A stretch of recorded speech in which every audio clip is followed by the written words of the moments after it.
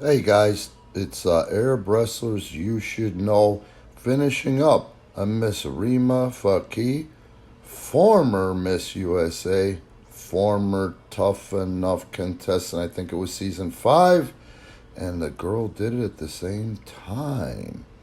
Now, here's the reason I like her. She was pulled over in 2010 and got a DUI.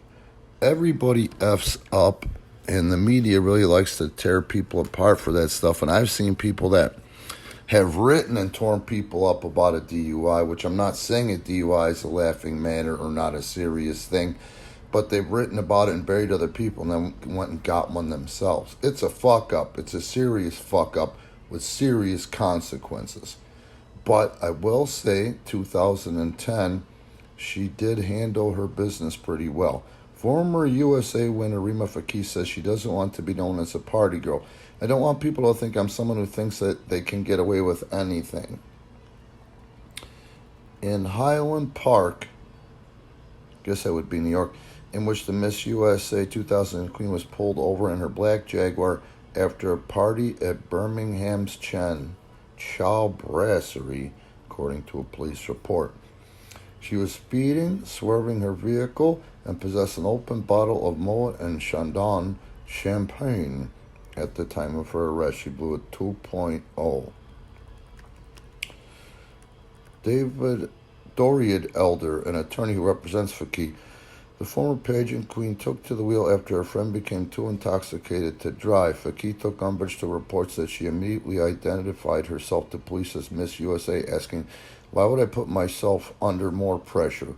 She said her friend in the passenger seat was the one who told cops, "Dude, man, she's Miss USA." But Fakih did own up to sending out a tweet after her arrest that another Fakih had actually been pulled over. Wow, she fucked up and then she fucked up. Let's see how she handled it. "I was just afraid," she explained. "My family's been through enough. Maybe this tweet can throw off media because I'm leaving the jail and I'm seeing media vans." Oh, she panicked. And once again, what was she, 20-something years old? Vicky says there was one person, even more than her family, that she dreaded relaying the news. Her boss. "I was more nervous than talking to my dad to talk to Mr. Trump," she confessed. Fakih has retained a new attorney and her bench trial was set. Well, anyway, the point I'm trying to make with this one is that she owned up to her shit, then she fucked up and owned up to her shit again, and then she handled it because she's not known as that party girl. As you can see, after 2010 is when she garnered more fame. Being Miss USA really did help her and pump her up insofar as that goes with her career. So anyway, here's where we're going to finish things up with her. And once again, like I said, it's a happy ending. Apparently, she doesn't have a drinking problem because it hasn't come up since. And I'm sure there was a long time there where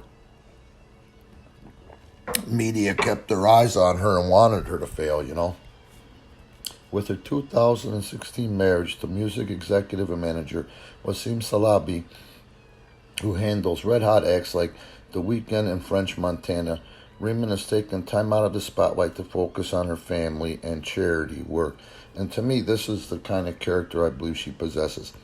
As a board member of Best Buddies International, she also helps the intellectually or developmentally disabled, not just as an ambassador for children's cancer in Lebanon. She's also an ambassador for School on Wheels, providing tutoring and mentoring for homeless children. Earlier that year, she was appointed to the USA's Board of Directors, United Nations World Food Program. Pretty cool, man.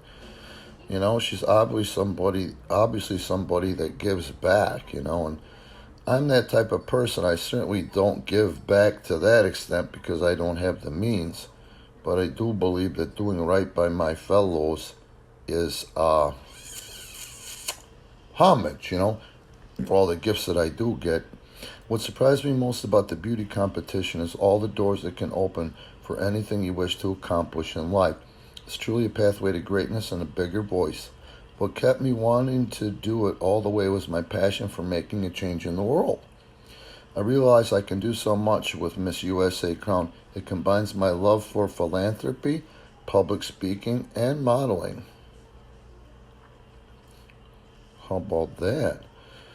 My mother always encouraged me to enter beauty pageants and modeling, and finally, at 18, I said, okay, Mom, I'm ready. I entered Miss Wayne alongside, well, whatever the hell, I'm not even going to get into this.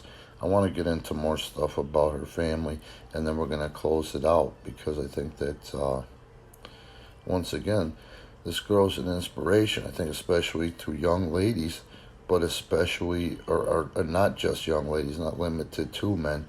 She is, she proves she can.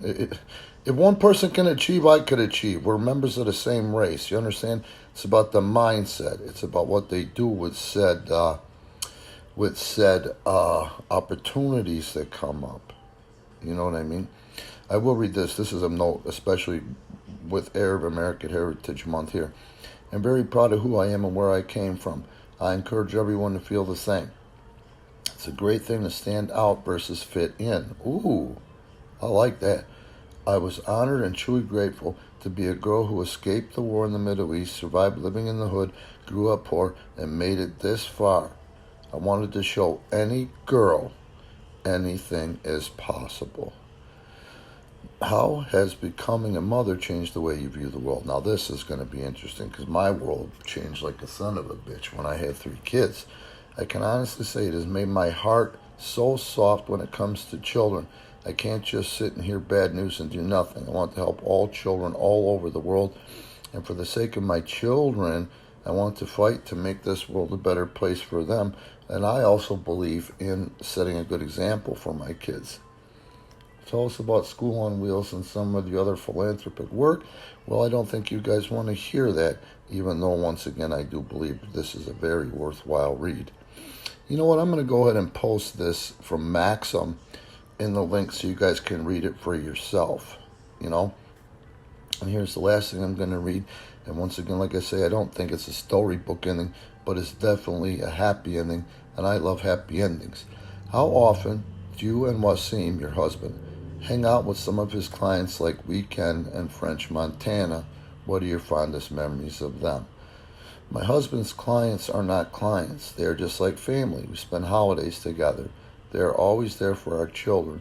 My fondest memories with him are how they always show up at our children's birthday parties with the best gifts and the greatest energy to run around and play like kids.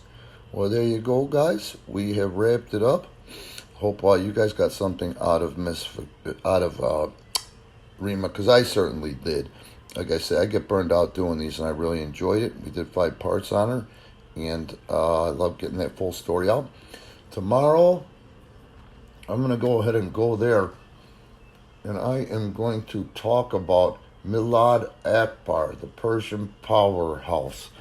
Okay, guys, Arab wrestlers, you should know. I'm Randy Ritchie. This is brought to you by Premier Pro Wrestling without commercials. So please be cool, like, subscribe, and if you want to support Premier Pro Wrestling, the links are in the description.